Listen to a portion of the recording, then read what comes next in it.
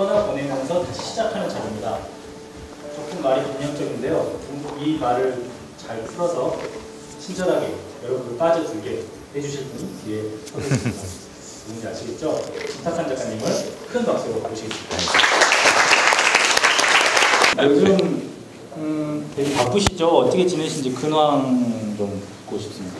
책을 2월 25일 날 이제 책을 냈고,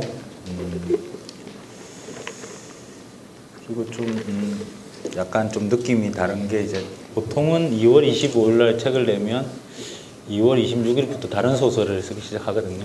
네. 근데 이번에는 이제 다른 소설을 못 쓰고,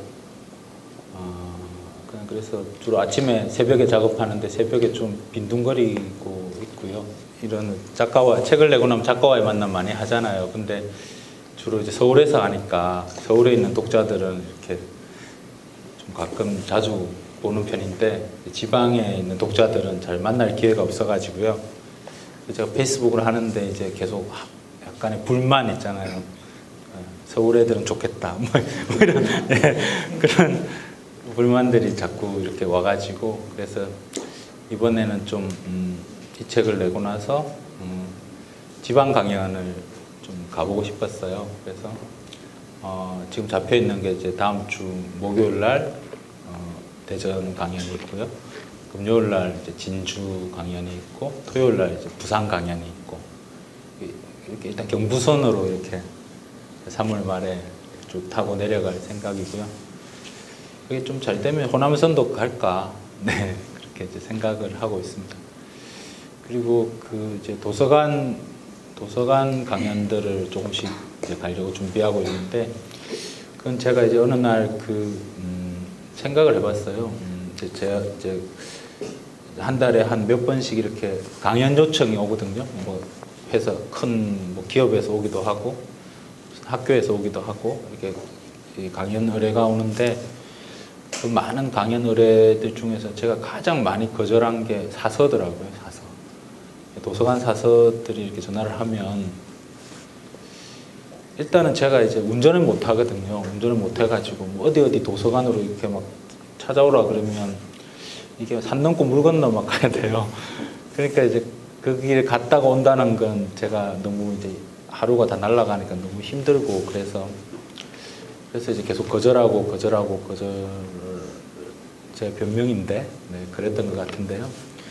근데 어느 날 이제 제가 지난주에도 어떤 사서가 전화를 하셨는데, 그 사서들이 이제 저 같은 사람이 많았나 봐요. 그러니까 미리 거절할 조건들을 쭉 이야기하시는 거예요, 그 사서가. 네, 그러니까 선생님께서 뭐 책을 내셔서 바쁘시고, 여기는 거리가 너무 멀고, 강연료가 너무 작고, 그러니까 자기가 다치지 않겠다는 거죠. 상처받지 않겠다는 거죠. 네, 상처받지 않기 위해서 그 조건들을 이렇게 쭉 이야기한 후에 그래도 오실 수 있냐고 이렇게. 네. 그래서 제가 그런 생각이 들었어요. 그러니까 좀 시간이 지나면 제가 가장 좋아하는 건 이제 책을 보는 거랑 여행을 다니는 걸 좋아하는데, 그 책을 보고 여행을 다닐 수 있는 곳이 결국은 도서관을 돌아다니는 것이라는 생각이 들어가지고요. 그래서 페이스북에 그 친구인 그 사서들한테 이제 내가 한 달에 한 번이나 두 번씩 이제 도서관에 갈 테니까 연락을 하라고요. 근데 그 사서들이 너무 기뻐하는 거예요. 일단 거절을 안 당하잖아요. 그러니까 이렇게 달만 이렇게 조정하면 되는 거니까. 그래서 지금 한 8월 달, 9월 달까지 이렇게 다 찼어요. 네. 일주일에 한 달에 한두 번씩 도서관에 이렇게 다니려고 지금 이제 준비하고 있습니다. 네. 이번에는 좀 다른 느낌이다라고 했는데, 그 느낌에 대해서 여쭤봐도 될까요? 목격자들만의 소회가 있으실 것 같아요. 예. 그건 이제 알 수 없는 일이죠. 네.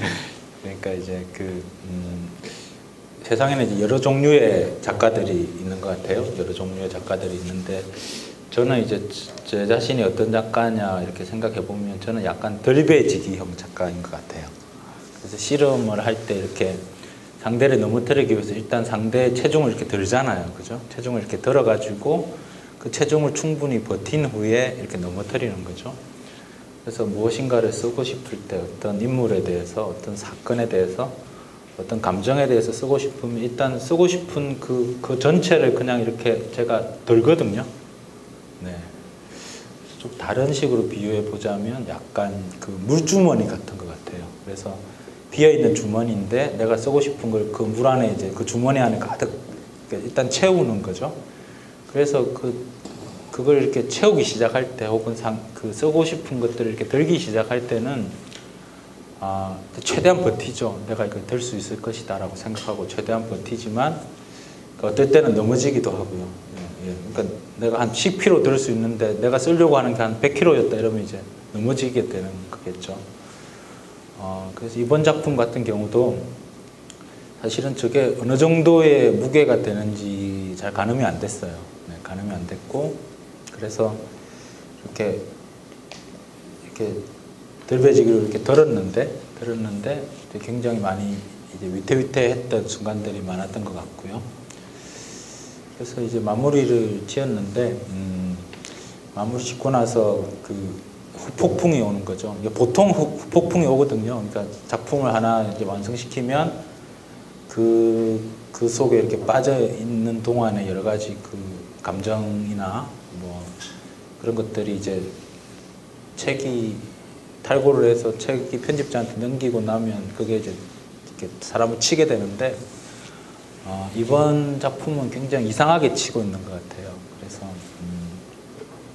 그러니까 우선은 이제 그 쓰는 내내 좀 이렇게 몸이 젖어 있다는 느낌이 계속 있었는데 계속 지금도 이제 몸이 좀 젖어 있는 그런 느낌들이 강하고요.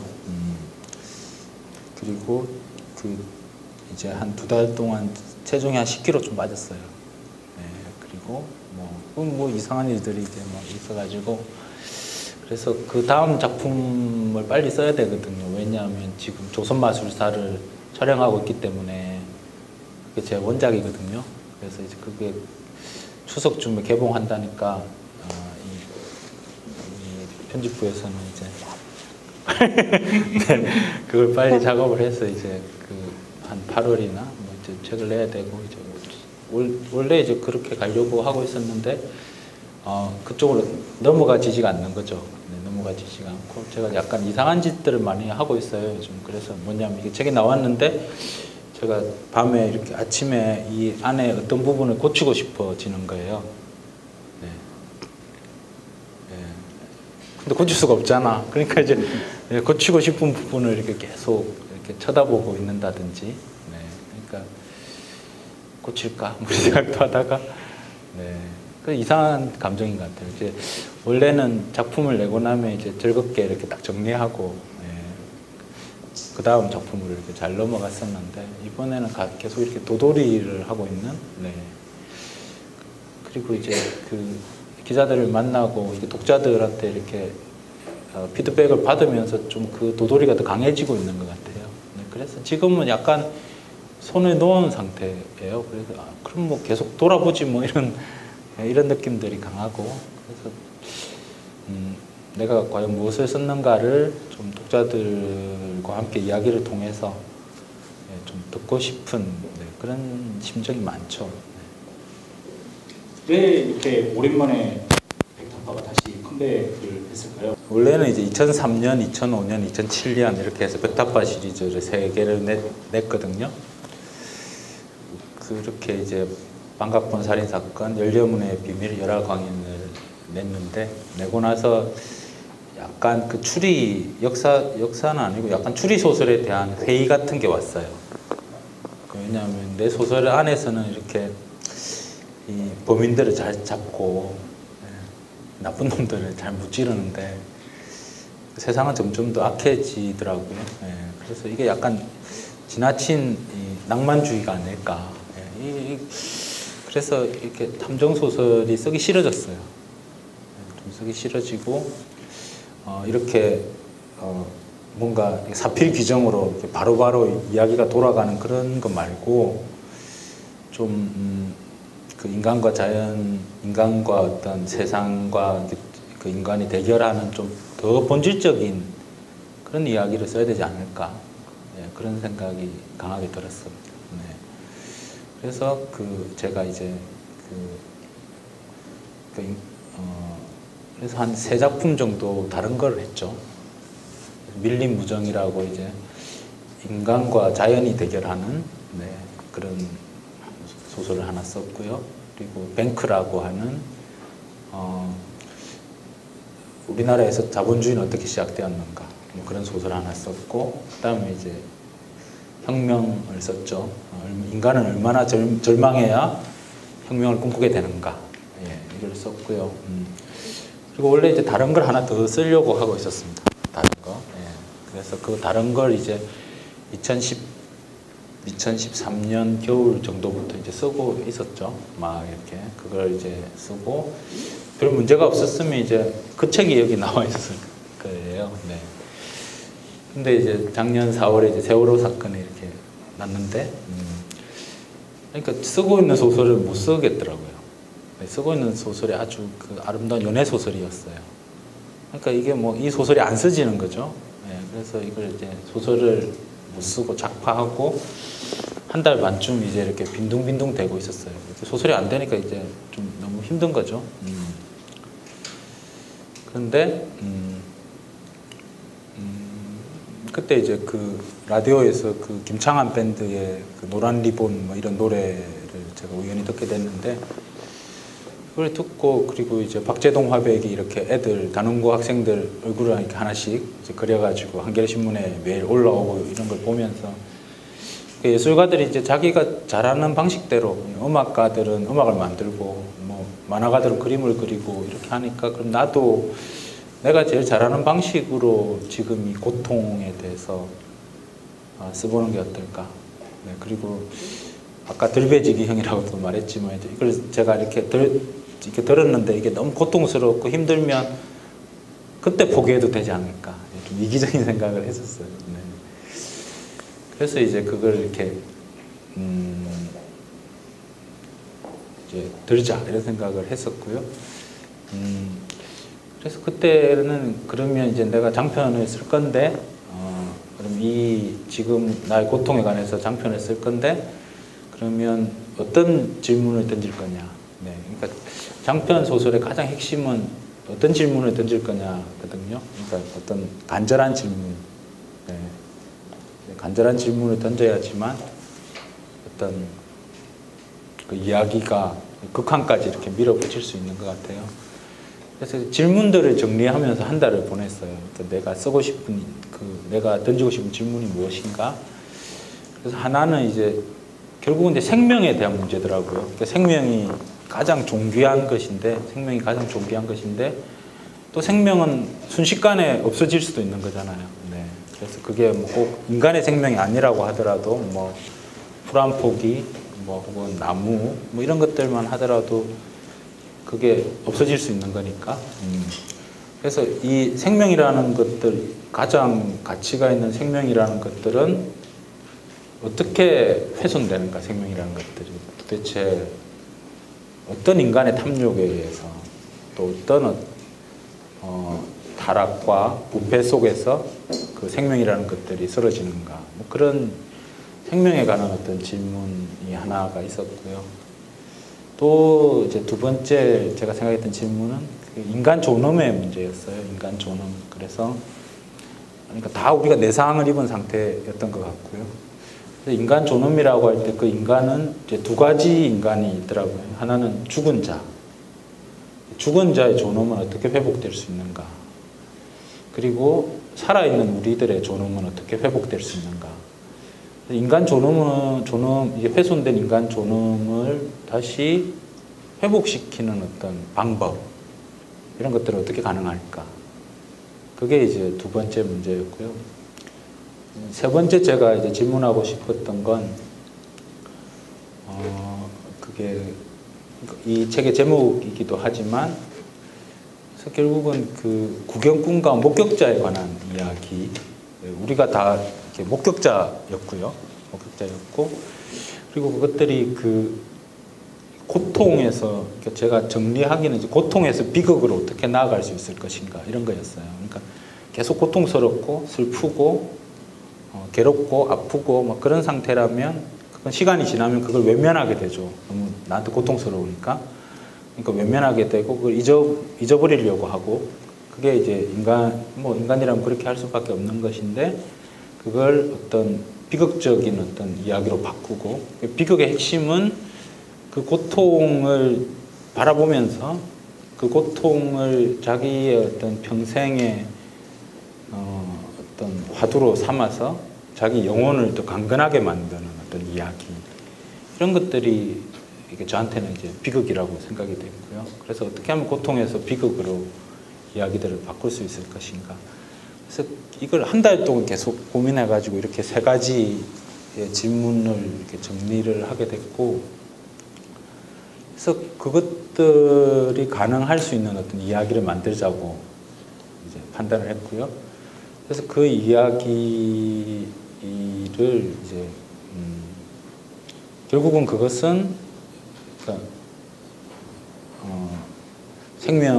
어떤 사건이 벌어지고 생명을 앗아가고 그 앗아간 생명을 다시 조사해가지고 이게 왜 이렇게 됐는지를 생명과 인간 존엄과 목격자의 관점에서 파헤치는 거니까 수사물이 될 수밖에 없더라고요. 수사물. 그래서 그러면 이걸 수사물로 할 거면 그러면 김친과 임용방을 불러들이면 되겠네. 예, 그런 생각이 들었고요.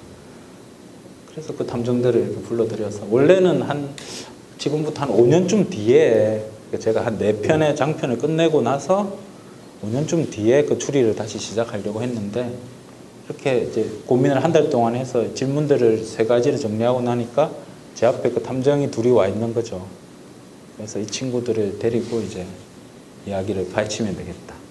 이런 생각들을 하게 됐어요. 이 소설에는 굉장히 요소가 많습니다.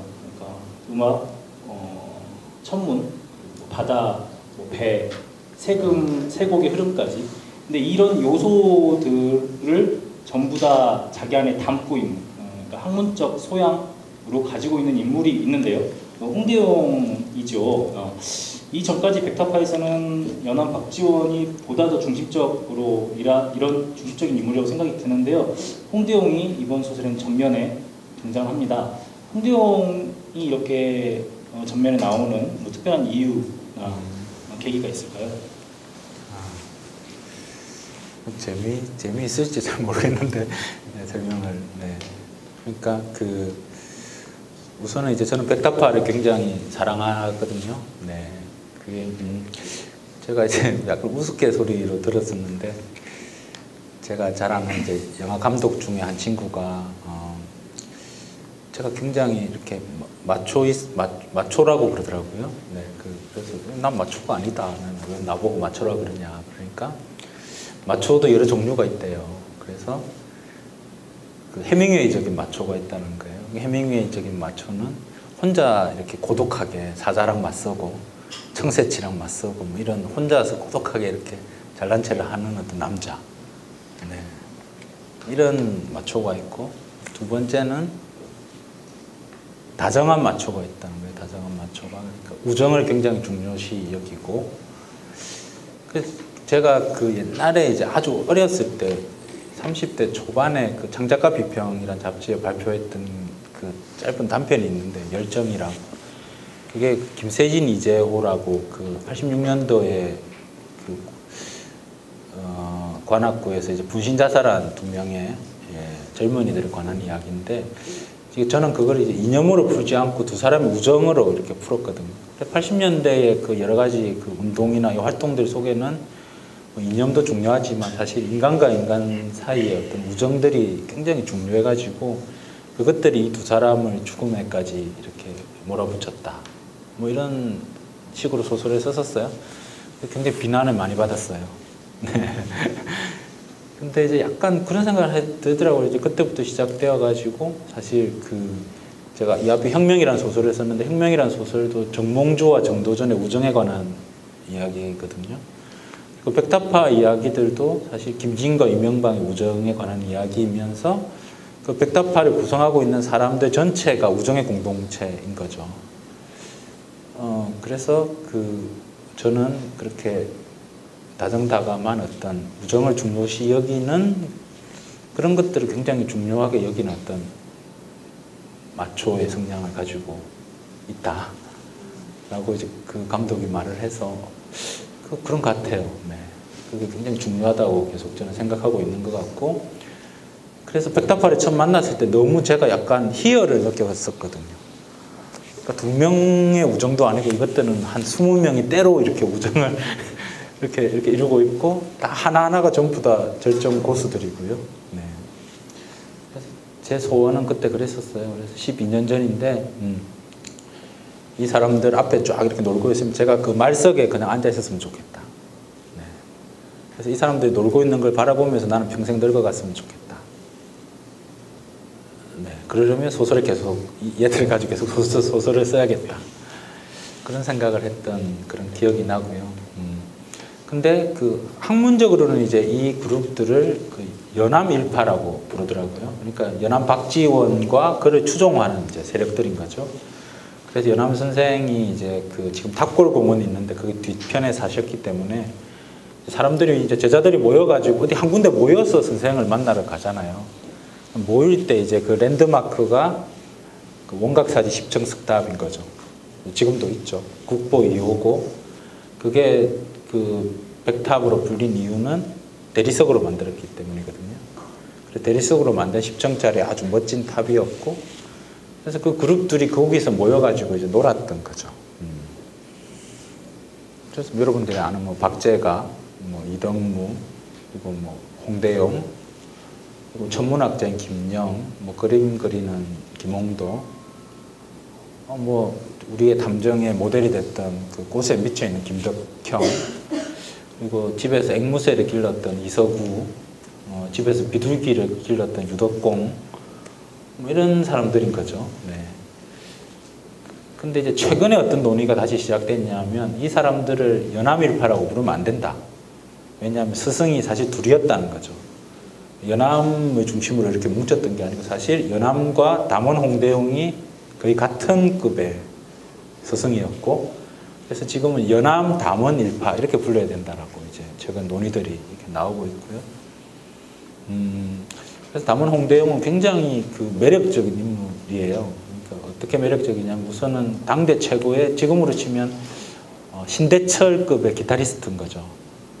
네, 그러니까 당대 최고의 그 검은고 연주자인 거죠.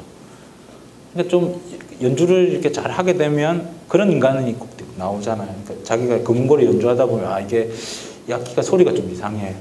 그럼 악기를 만들잖아요. 악기를 만들어요. 네, 홍대용은 악기 연주자이면서 새로운 악기를 만들어냈던 사람이고, 그리고 하늘에 관심이 많아가지고 북경에 가서 이제 망원경을 직접 사와가지고 자기 집에서 이렇게 사설 전문대를 만들었던. 네. 나중에 이제 이명현 선생님 말씀하실 건데 우리나라에서 지금 사설 전문대 하시는 분들도 몇 분 계시거든요. 근데 그걸 담원 홍대용이 이제 1760년대, 70년대 자기 집에서 이렇게 망원경으로 하늘을 바라보고 있었던 그런 사람이기도 하고요. 그리고 이제 수학자이기도 하고. 네. 그래서 이 소설을 잘 읽어보시면 재밌는 게, 그래서 제가 그래서 이 백타파를 그 연암 담원 일파라고 불러야 된다라는 데 동의하면서 박지원이 없는 동안에 일을 다 만들어 놓은 거죠. 그러니까 박지원이 북경으로 가 있는 동안에, 그러니까 조선에서는 홍대용만 있는 그 기간 동안에 홍대용의 활약을 이렇게 보여줌으로써 박지원이 없더라도 이 백타파는 홍대용을 중심으로 이렇게 잘 돌아가고 있다, 이런 걸 보여주기 위해서 이제 그렇게 설정을 했고요. 공교롭게도 이제 그 해에 이제 박지원이 북경으로 가는 그 해에 1780년에 이제 조은선들이 쇠곡을 실어서 나르는 그 조은선들이 봄에 5군데에서 동시에 침몰한 거죠. 이제 실록에 나오는 이야기고요. 그래서 그 이야기랑 이 이야기랑 합쳐가지고 이제 일을 만들면 되겠다고 생각을 했었고, 담원 홍대용은 과학자이기 때문에 이제 다른 앞에 이제 백타파 1, 2, 3에서는 뭐 이덕무나 박지원이 등장하긴 하지만 탐정은 아니었거든요.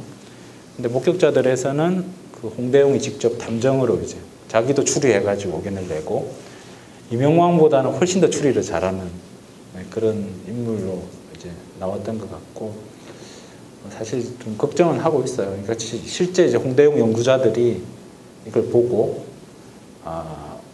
홍대용은 이렇지 않다 이렇게 말할 가능성도 사실 있긴 있는데, 근데 제가 보기에는 홍대용은 굉장히 그 급진적인 어떤 사상으로까지 갔거든요. 그러니까 그게 뭐냐면 유학자로 시작했는데 마지막에 부분에 가니까 약간 묵과라고 보통 이야기해요. 양주묵적이라고 해가지고 유학자들이 가장 이렇게 경계하는 극단까지 이 사람이 가 있고요. 그 의사문답이라고 하는 책들, 뭐 이런 책들을 좀 살펴보면 그런 거죠. 그러니까 엄청난 교육 시스템을 이야기해요. 일단은 양반 쌍놈 가리지 말고 전부 다 똑같은 교육을 어렸을 때 시켜보자는 거죠. 그래서 공부를 잘하는 애는 그 다음 단계로 올리자는 거예요. 그리고 그 중에 또 공부 잘하는 애는 또 그 다음 단계로 올리고, 이렇게 올려서 마지막까지 남는 사람이 영의정을 하자, 이렇게 이야기하거든요. 그러니까 영의정의 자제라고 하더라도 공부를 못하면 얘는 그냥 농사 지어야 된다. 계급을 완전히 깨버린 거죠. 그래서 그런 사상, 그게 이제 홍대용이 마지막에 도착한, 계급을 다 깨버리고 교육의 평등 속에서 인간의 능력껏 어떤 그 사람을 바라보게 하는 그런 시스템까지 이제 홍대용이 갔기 때문에, 그거 보면 와, 이건 지금 요즘 하고 있는 이야기인데 이걸 1780년, 79년 그때 이제 홍대용이 가지고 있었기 때문에, 어떻게 보면 박지원보다도 훨씬 더 이 사람이 더 급진적인 거죠. 그래서 그런 사상들을 좀, 그건 이제 원래 역사적인 사실은 그걸 책에만 쓰고 홍대용은 죽었어요. 그걸 책에만 이렇게 쓰고 그 급진 사상을. 그리고 이제 정조가 죽어버리는 바람에 뭐 일이 잘 안 됐지만, 소설에서는 이제 그 급진 사상을 그냥 정조 앞에서 대놓고 한번 이야기를 하게 이렇게 제가 만들어 놨고, 정조는 약간 뜨악한 거죠. 예. 그래서 그렇게 딱 부딪히면 정조가 가지고 있었던 어떤 사상과 홍대용의 사상이 부딪히면서 이게 어떤 일이 벌어질까, 그런 게 굉장히 이제 제가 쓰면서는 그게 어떤 불꽃을 튈 수 있겠다 이런 생각을 했었어요. 네. 조선왕조실록이면 그게 처음은 정조 전에 혁명을 시작한 게 맞겠지. 근데 왜 갑자기 정조 시대로 넘어가는 건가? 시대순이 아니고 그런 의문을 품는 독자들도 분명히 있고 몇 번의 문의 전화를 받기도 했었습니다. 네, 여기에 대해서 명쾌하게 한번 해답을 주시죠. 세상에 명쾌한 건 없기 때문에 네. 그건 이제 우선은 이제 작가의 조건 속에서 이야기를 해볼 수 있는 것 같은데요. 제가 특별히 뭐 조선을 사랑했다 처음부터, 20살 때부터 나는 조선을 꼭 소설로 쓰고야 말 테야, 뭐 이렇게 생각하면 정신병자겠죠. 네. 절대로 그런 게 아니고요. 얼마 전에 그런 이야기 들었는데, 그러니까 너는 왜 조선을 계속 소설로 쓰냐? 이런 질문을 이제 이 시리즈를 하면서 더 많이 받고 있는데, 여러분 한번 생각해 보세요. 그러니까 이 어떤 목수가 있는데, 목수가 이제 이 소설에도 이제 목수가 나오죠. 그 배를 만들기 위해서 목수가 나무를 구하러 갔어요. 그러면 이 산에 있는 나무를 베야 되는데, 그러면 이 멍청한 목수는 이 산으로 들어간다는 거예요. 근데 진짜 솜씨가 뛰어난 목수는 저 산으로 간다는 거예요. 저 산에 올라가서 이 산을 봐야 어떤 게 좋은 나무인지가 보인다는 거죠. 그러니까 이 산을 보기 위해서는 저 산으로 올라가서 어떤 게 좋은 나무인지를 보고 그 나무를 이렇게 묘사하고 이렇게 노트를 한 후에 다시 내려와서 그 표시해 놓은 이 산에 그 나무를 찾아가서 그 나무를 벤다는 거죠. 약간 그런 것 같아요. 그러니까 지금 막 급변하게 어떤 일들이 막 벌어지고 있는데, 그걸 이렇게 순간적으로 막 이렇게 쓰면 그 순간순간의 느낌들은 나한테 오지만, 도대체 지금 벌어지고 있는 이게 전체가 무엇인지에 관해서는 알기가 어려운 거죠. 그럴 때 장편 작가들이 취하는 가장 흔한 방법은 시간적 거리를 두는 거예요. 그게 10년이든 뭐 50년이든 100년이든 시간적 거리를 두고 이제 이 산에 관해서 이야기하고 싶은데 저 산으로 올라가는 이야기를 쓰는 거죠. 그래서 보통 사람들은 이게 저산으로 간획하고 있으니까 얘는 그냥 조선시대 이야기를 그냥 주구장창 쓰려는가 보다 이렇게 생각하지만 사실은 이 산에 관한 이야기를 하고 있는 거예요. 이 산을 더 잘 보기 위해서 나는 저 산으로 올라가고 있는 거죠. 가령 2003년도에 제가 쓴 방각본 살인사건, 이 벽탑바 첫 번째 이야기는 그건 그때 이제 노무현 정부가 들어서고 제 선배들인 그 386 초반 세대들이 정부로 이렇게 들어가기 시작했어요. 그걸 바라보면서 그 정조 시대 때 그 벽탑파 중에서 일부가 이제 영조가 죽고 정조가 즉위하고 나서 규장각과 장용령으로 들어가기 시작했거든요. 그러니까 그 이야기를 쓰면서 사실은 이게 지금 벌어지고 있는 2003년도에 노무현 정권 초기에 관한 이야기들을 사실 하고 있는 거고요. 그리고 2005년도에서 연례문의 비밀 같은 것도 그 당시 가장 핵심적인 이슈는 지방 분권의 문제였어요. 권력을 지방으로 분산시키고 그러면 그렇게 분산시켰을 때 어떤 문제가 생길 수 있느냐가 화두였고요. 그걸 이제 제가 그 이덕무를 중심으로 해서 경기도 적성을 중심으로 해서 이렇게 벌어지는 지방의 문제로 바꿔놓은 거죠. 그러니까 그 자체로 이해해도 이해가 되면서 이게 현재를 비추는 어떤 제 용어로는 좀 거대하고 매혹적인 거울의 역할 이런 것들을 하는 것이 역사소설이라고 생각하고 제가 그래서 더 심하게 말할 때는 모든 역사소설은 정치소설이라고 이야기를 합니다. 그럴 때는 그게 항상 저쪽을 바라보지만 이쪽을 쓰고 있다는 거죠. 그런 의미에서 이제 제가 그 거리를 두고 이렇게 100년씩, 200년씩 이렇게 거리를 두다 보니까 그렇게 거리를 두다 보니까 그 이야기들이 다 조선시대에 걸리는 거죠. 근데 고려시대로까지는 내려가지 않더라고요. 왜 안 내려가느냐 하면 소설이라는, 장편 소설이라는 건 육체가 필요해요, 육체. 네, 그 안에 인물들을 이렇게 살찌울 수 있는 어떤 육체가 필요한데 육체라는 건 결국은 그 인물의 내면이 담겨 있는 어떤 자료들이거든요. 근데 고려시대로 이렇게 내려가 버리면 거기는 육체가 없어요. 네, 육체가 없기 때문에 훨씬 더 상상을 많이 해가지고 그 부분들을 채워야 되거든요. 조선시대까지, 조선시대 고려 말부터 지금까지는 육체들이 있는 거죠. 그래서 시간을 이렇게 쭉쭉쭉쭉 이렇게 거리를 두면서도 최대한 내려가면 정도전까지. 네. 그러니까 뭐 고려 중기에 뭐 정중부 뭐 이렇게까지는 안 내려간다는 거예요. 네. 네. 그래서 이제 제가 조선시대 예를 계속 쓰고 있더라고요. 그래서 거리를 두고. 그래서 30권이 넘어간 거죠. 조선시대를 배경으로 해서 소설을 쓴 게 30권이 넘어가고 있었고.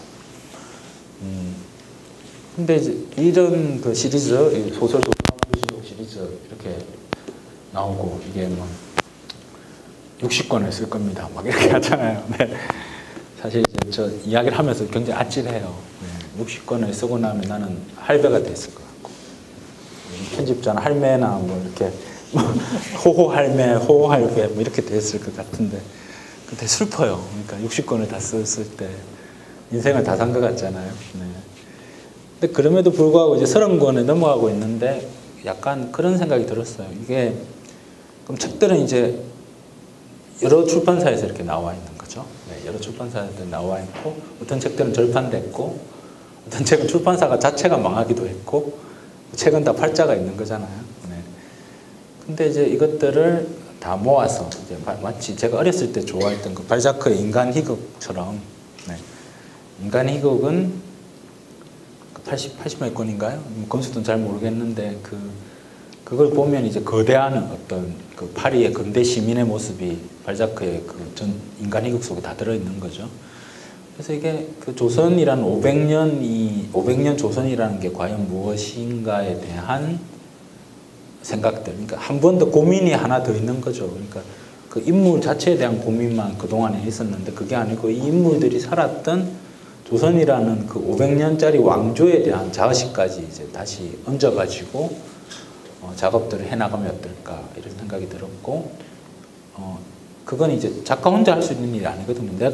나 60권 쓸 거야 뭐 이런다고 써라 이러면 뭐 할 수 있는 게 아니잖아요. 사실 그건 출판사가 필요한 거죠. 파트너인 출판사가 필요하고 저를 믿어주고 네. 그래서 한 15년 20년 이렇게 가면 어쨌든 30권을 넘어가고 있기 때문에 내가 60권을 쓰겠다고 해도 내가 사기꾼은 아니라는 거죠. 내가 반환점을 돌았잖아. 예. 그러니까 반환점을 돌았으니까 반환점을 일단 돌았고 어쨌든 나는 60권까지 가겠다라고 그 정도 이제 좀 하면 조선에 관해서 여러 가지 것들을 쓸 수 있겠다 이런 생각을 했고요. 그런 의미에서 태정, 태세, 문단세 이렇게 쓸 수는 없다는 거죠. 태정, 태세, 문단세 이렇게 쓴다는 건 현실에 무관하게 그냥 과거를 복원시키겠다는 뜻이거든요. 그리고 제가 제일 싫어하는 게 독자들이 예측 가능한 소설을 쓰는 걸 너무너무 싫어하거든요. 그러니까 제가 목격자들 썼는데 앞에 딱 1페이지 보고 끝이 어떻게 끝날 것 같다를 미리 예측했는데 끝을 봤는데 그대로 끝났다. 그럼 여러분 같으면 그 책을 보겠어요? 이제 던져버린다고요. 그러니까 예측 불가능하게 사는 게 사실 그 이야기꾼의 욕망이기 때문에 제가 이게 우리가 혁명을 이제 작년에 냈잖아요. 정도전 냈으니까 다 독자들은 다 이제 특히 나이가 좀 지긋하신 독자들은 그 다음에 이방원을 내겠구나. 예. 그리고 다 기다리고 계셨던 거죠. 근데 조은선 침몰 사건을 팍 내니까 이제 아니 왜 이렇게 자동 시스템으로 이렇게 돌아가지 않고 왜 얘가 여기 있다가 이거로 튀었지? 전 그게 너무 좋은 거죠, 사실은. 왜냐면 그 다음에 그러면 세 번째 건 뭐게요? 이렇게 할 수 있잖아. 예? 안 가르쳐 주지 이렇게 할 수 있잖아요. 나는 점점 안 가르쳐 주면서 계속 이렇게 새로운 거. 당신은 이렇게 생각하지만 나는 당신이 생각하지 못했던 조선을 이런 조선을 보여주고 싶고 또 당신은 내가 이렇게 보여줬기 때문에 그 다음에 이런 게 올 거라고 생각하지만 난 또 당신이 생각하는 것과 전혀 다른 또 조선을 보여주고 싶고 이렇게 좀 튀면서 이야기들을 만들어 나가고 싶고요. 그래서 번호의 넘버링은 시간 순서와 무관하게 갈 것 같고 제 취향과 그때 어떤 정치적인 조건 이런 것들 속에서 정해질 것 같고 모르겠어요. 여러분들도 건강하게 이렇게 운동하시고 저도 열심히 운동해서 60권을 채우고 나면 민음사가 허락하면 그때 시간 순서대로 넘버링을 한번 다시 해보고 싶은 특별판을 하나 만들어가지고 그러고 싶은 욕망이 있고 그 60권의 그 주인공들을 전부 다 불러내서 요새 뭐 나오고 있는 그 영화들처럼 뭐죠? 그 60권의 그 주인공들을 가지고 하나의 소설을 하나 써가지고 60명끼리 서로 이렇게 토킹 어바웃을 하는 그런 약간 번외편을 하나 쓰고 그러면 뭐 인생을 살만하다 이렇게 말할 수 있지 않을까. 망상이죠. 네. 아직까지는. 네. 그래서 이렇게 가고 있는 겁니다. 그러면 낭독 하나 들고 갑니다. 네. 제가 이걸 이제 쓰면서 사실은 그 소설을 쓰는 동안에는 계속 영향을 받거든요. 영향을 받고 이 소설 같은 경우는 특히 이제 그 뒷부분을 한 6번 정도 고쳐 썼어요. 네. 그러니까 이렇게 썼는데 마음에 안 들어서 조금 더 올리고 또 이렇게 썼는데 마음에 안 들어서 계속 올리고 계속 이렇게 올렸던 그런 소설이고 소설을 쓰면서 가장 힘든 건 그 제가 이제 그 조선시대 때 그 배가 침몰한 사건들에 대한 어떤 자료들과 그 세월호 사건에 관한 자료들을 이제 새벽에 보는 거죠. 새벽에 그 자료들을 보고 있으면 감정이 막 올라와요. 네. 그래서 감정이 막 이렇게 계속 올라오거든요. 그러니까 그 올라온 상태로는 글을 쓸 수 없는 거죠. 글은 굉장히 냉정한 것이기 때문에 단어들을 잘 골라가지고 정확하게 이렇게 써야 되는 거니까요. 그래서 감정을 눌러야 되잖아요. 네, 감정을 이렇게 눌러야 되는데 그래서 누르기 위해서 제일 많이 했던 게 절을 많이 했고요. 큰 절을 계속 이렇게 반복해서 하는 것. 그리고 이제 약간 근데 그래도 잘 눌러지지 않으면 두 번째로 했던 건 그 박재동 화백의 그 그림들을 보면서 그 소리내서 읽는 거예요. 그 단원고 학생들의 이야기. 그러니까 죽은 자들에 대한 존엄, 죽은 자들의 존엄을 지켜주는 방법은 그 사람들의 과거와 그 죽은 자의 과거와 그 죽은 자가 죽기 직전의 그 현재 모습과 그리고 그 사람의 미래가 무엇이었는가를 우리가 계속 기억하는 것이잖아요. 그래서 제가 소설에서는 기억의 마을이라고 그걸 명명하기도 했는데 그래서 그러다 보니까 이제 제가 그렇게 제가 막 소리내서 읽는 것들이 약간 습관이 돼 버렸는지 소설을 쓰면서 사실 이 소설 속에서 이제 물에 빠져 죽은 자들을 그 나라의 이름으로 그 사람들의 그 행적을 이렇게 쭉 기억하기를 원해서 제가 좀 소설하고 줄거리하고는 아무 상관이 없는데 제가 쭉 다 이렇게 써놓은 부분이 있거든요. 그래서 그 부분을 읽고 싶습니다. 378쪽인데요. 이건 378쪽입니다. 조금 윗부분부터 읽어볼게요. 입이 바짝바짝 다 들어갔다. 가슴 깊은 곳에 불덩이를 토하는 기분이었다. 왕이 말하는 거죠. 망각을 찢는다. 어떻게 말이더냐. 대소신료들이 모인 자리에서 이미 이성을 떠난 15명의 이름을 말씀해 주셨으면 하옵니다. 그들의 이름을 기억해 주시옵소서. 그들의 삶을 기억해 주시옵소서. 그들의 꿈을 기억해 주시옵소서. 15명, 그들이 누구냐? 소매에서 서찰 하나를 꺼내 폈다. 김진이 내게 건넨 바로 그 서찰이었다. 떨리는 목소리로 또박또박 읽어나갔다. 숙향, 16살, 흥량에서 나고 자란 기생이옵니다. 가야금을 즐겨 연주했고 봄날 꽃놀이를 좋아했사옵니다. 은월, 19살, 흥량에서 나고 자란 기생이옵니다. 팔이 길고 다리가 빨라 춤에 능했사옵니다. 주산월, 17살, 영암에서 나고 흥량에서 자란 기생이옵니다. 당나라 시를 외웠었고 술을 잘 마셨사옵니다. 별희, 20살, 진도에서 나고 흥량에서 자란 기생이옵니다. 생각이 깊고 목소리가 고와 흥량에서 가장 노래를 잘한다는 평을 들었사옵니다. 5월에 전 남해 현감 한사룡의 소실로 들어갈 예정이었사옵니다. 창진, 30살, 흥량의 격군이 옵니다. 홀어머니를 극진히 모시는 효자로 칭찬을 받았사옵니다. 올해는 꼭 혼인을 하려고 마음을 먹고 있었다 하옵니다. 수동, 27살, 흥량의 격군이 옵니다. 5살 쌍둥이의 아비 옵니다. 힘이 장사라서 어선을 무태 올리고 또 내릴 때 가장 앞에서 밧줄을 걸었사옵니다. 길태, 40살, 흥량의 격군이 옵니다. 웃음이 많고 담뱃대를 하루 종일 입에 물고 다니는 골초이 옵니다. 설도, 34살, 흥량의 격군이 옵니다.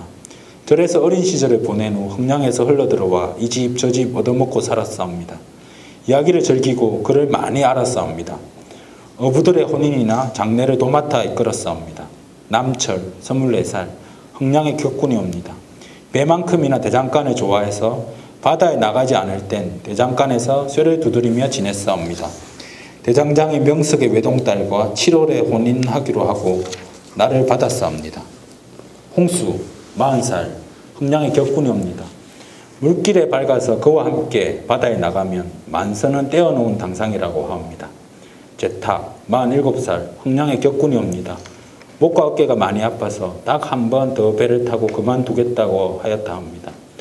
혼인하지 않은 두 딸이 있사옵니다. 차돌, 9살, 밀양 동률림에 사는 아이옵니다. 영특하고 몸이 빨라 5살 때부터 심부름을 다녔사옵니다. 장래 희망은 밀양 포졸이었사옵고 호르미와 단둘이 살았사옵니다. 조택수, 20살, 전 광창 부봉사이옵니다. 담은 홍대용의 제자로 천문과 지리 수학에 밝았사옵니다. 정상치 31살, 장병도의 어부이옵니다. 호르미와 함께 어선 하나에 의지하여 살았사옵니다. 등산진 앞바다에서 악공 고우를 구하였사옵니다. 선영, 33살, 밀양의 백성이옵니다. 가나와 동률림 등에서 허드렛 일을 하며 살았사옵니다. 차돌의 의미옵니다. 4월 5일 등산진 앞바다에 침몰한 소선과 관련하여 목숨을 잃은 15명이옵니다. 모두 전하의 백성이옵니다. 그런데요, 15명인데요. 사람을 물에 빠져서 제가 자꾸 죽이니까 굉장히 미안해졌어요. 그래서 여기 보면 제탁, 47살, 흥량의 격군이 옵니다. 목과 어깨가 많이 아파서 딱 한 번 더 배를 타고 그만두겠다고 하였다옵니다. 혼인하지 않은 두 딸이 있사옵니다. 이 제탁이 제 족보의 제 이름입니다. 그래서 이 사람들하고 같이 나도 빠져 죽어야겠다고 생각해서 제탁 47살, 목과 어깨가 많이 아프고 네, 목 디스크가 제가 좀 있거든요. 그래서 혼인하지 않는 두 딸이 있고요. 이 사람들하고 나도 같이 빠져 죽으면 어쨌든 이 죽은 사람들한테는 나는 면하지 않겠다. 같이 죽겠다. 그래서 이제 저만 알게 이렇게 이름을 바꿔서. 그래서 이 부분 굉장히 문학적인 제가 아주 잘 쓴 문학적인 묘사도 있지만 저는 이 부분이 제일 좋습니다. 박수. 감사합니다. 네, 이렇게 1부를 마치겠습니다.